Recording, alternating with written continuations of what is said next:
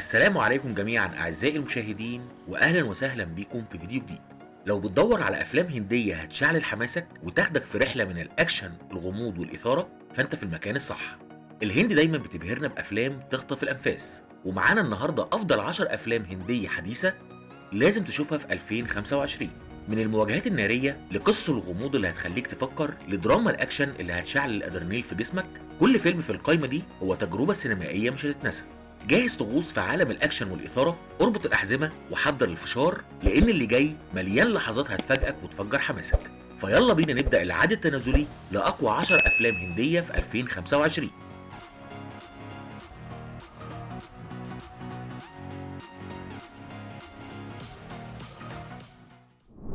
وهنبدأ قائمتنا بالمركز العاشر بفيلم الجريمة والغموض فاير.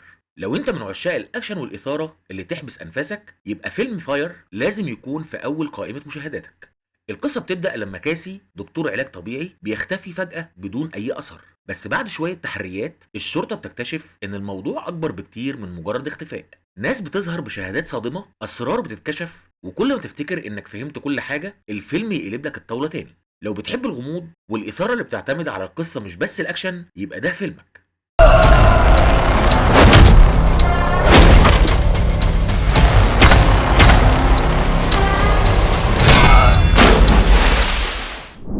وفي المركز التاسع جه فيلم الجريمة دوباتي. لو بتحب أفلام الغموض والإثارة اللي تخليك مترقب لآخر لحظة، يبقى لازم تشوف الفيلم ده.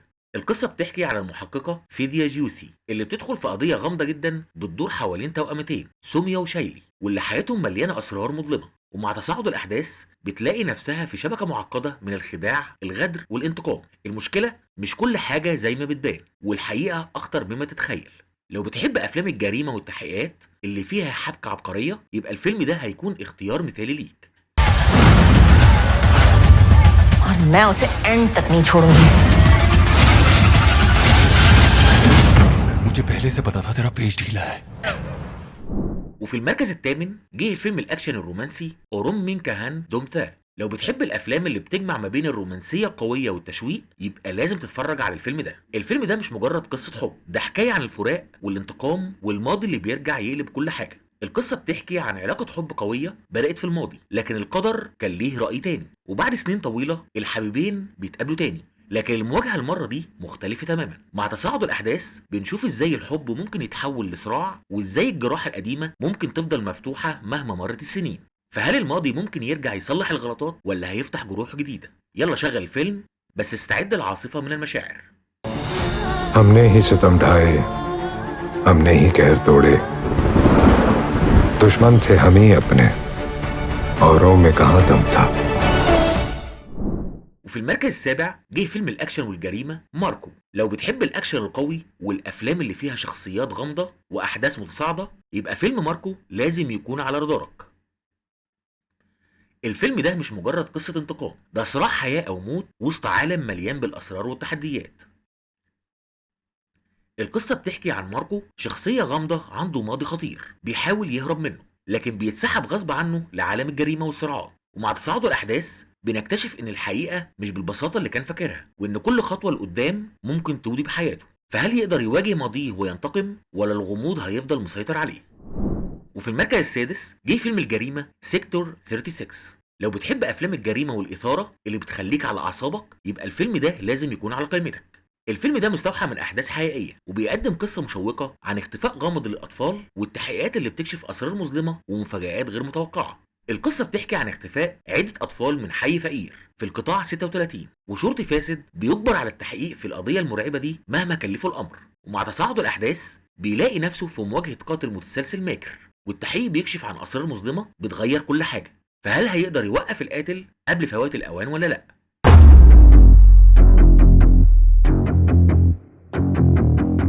पूछो भाई, टाइम नहीं है। وفي المركز الخامس جه فيلم الأكشن والجريمة فاتح. لو بتحب أفلام الأكشن والإثارة اللي بتجمع ما بين التشويق والدراما، يبقى الفيلم ده لازم يكون على قائمتك. القصة بتحكي عن فاتح سينج، ضابط عمليات خاصة سابق بيعيش حياة هادية كمشرف في مزرعة ألبان، لكن الهدوء ده بيتقلب لما بنت من القرية بتقع ضحية لعصابة جرائم إلكترونية. هنا بيتعاون فاتح مع خوشي شارما، هاكر أخلاقي، عشان يكشفوا شبكة احتيال سيبرانية على مستوى البلاد ويحققوا العدالة. فهل هيقدروا يواجهوا التهديدات دي وينقذوا الضحايا ولا لأ؟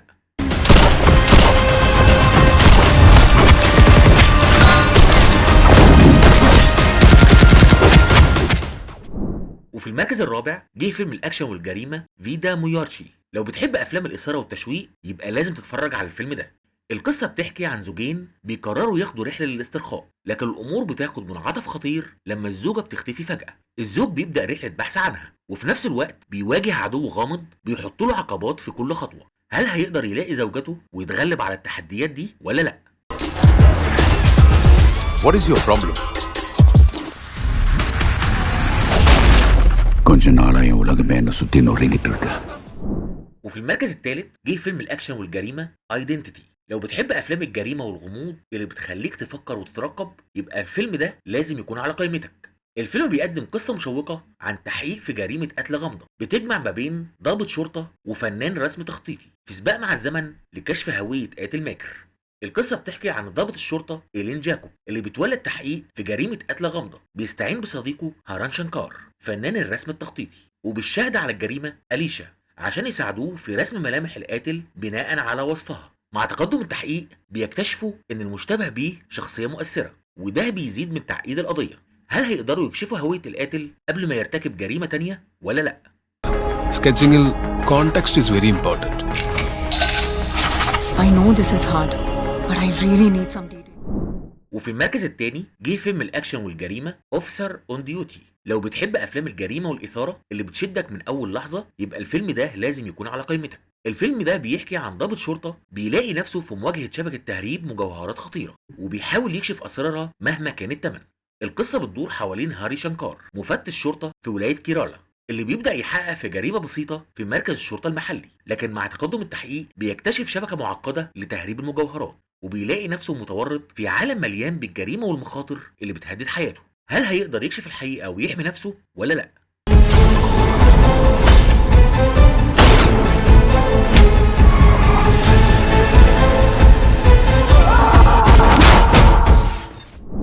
اما المركز الاول وكاخر فيلم في قائمتنا النهارده فيلم الدراما والغموض كشكندا ها كاندم.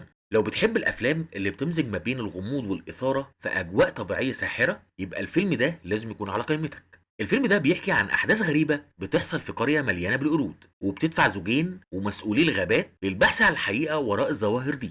القصه بتدور حوالين زوجين لسه متجوزين بيقرروا يعيشوا في قريه هاديه وسط الغابات، لكن فجأة بتحصل أحداث غامضة ومريبة في القرية المليانة بالقرود، وده بيخليهم يتعاونوا مع مسؤولي الغابات عشان يكتشفوا السر ورا اللي بيحصل. فيا ترى إيه اللي مستنيهم في رحلتهم دي؟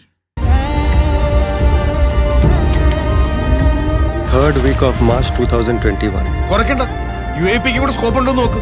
അന്ന് തുടങ്ങിയതാ നിന്റെ ഷെർലക് ഹോംസ്. وبكده نكون وصلنا لنهاية رحلتنا وسط أقوى الأفلام الهندية في 2025. أفلام مليانة بالأكشن، غموض وتشويق، وكل واحد فيهم يستحق يكون على قائمة مشاهداتك اللي جاية. قولولي في الكومنتات إيه أكتر فيلم شدك وناوي تشوفه أول فيلم، وكمان لو عندكم ترشيحات لأفلام هندية تانية تستاهل تتضاف في القائمة شاركونا بيها. وما تنسوش تعملوا لايك للفيديو وتشتركوا في القناة علشان يوصل لكم كل جديد عن أقوى الأفلام والمسلسلات، وأشوفكم على خير في الفيديو الجاي إن شاء الله.